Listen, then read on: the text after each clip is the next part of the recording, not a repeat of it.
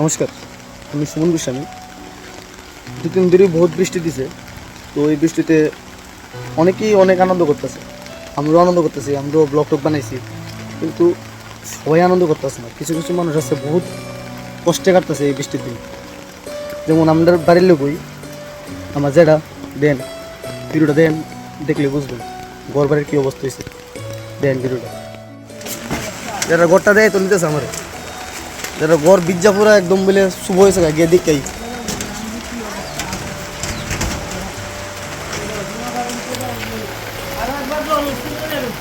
ওই দুম সামনে লেকটার লোক ওই বাড়ি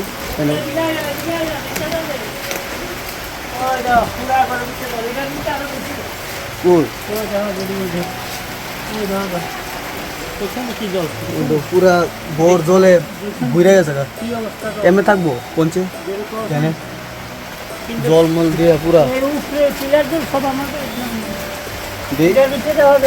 এরকমটা দিয়ে ওই তো পুরা ঘর শুভ হয়েছে জলে। ওই তো জল ঢুকে পুরা শুভ হয়েছে। কেমনে থাকবো?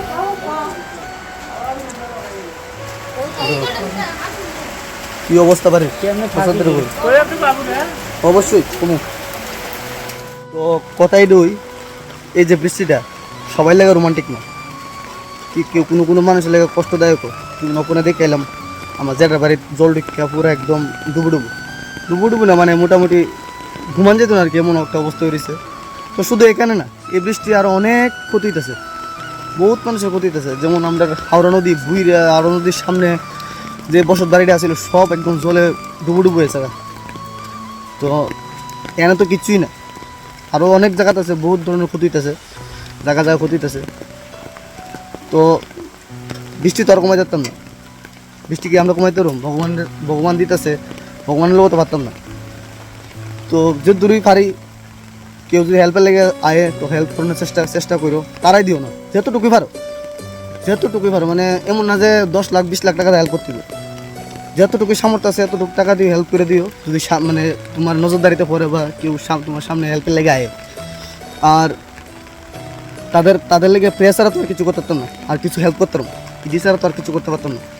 তো প্রেয়ার হেল্প মন থেকে রইল। আর সরকারের কাছে বিনম্রভাবে অনুরোধ থাকবো, তাদের প্রতি একটু নজরদারি করার লেগে, তাদের একটু দেখার লেগে। ধন্যবাদ, বাস এতটুকু। সবাই ভালো থাকেন, সুস্থ থাকেন।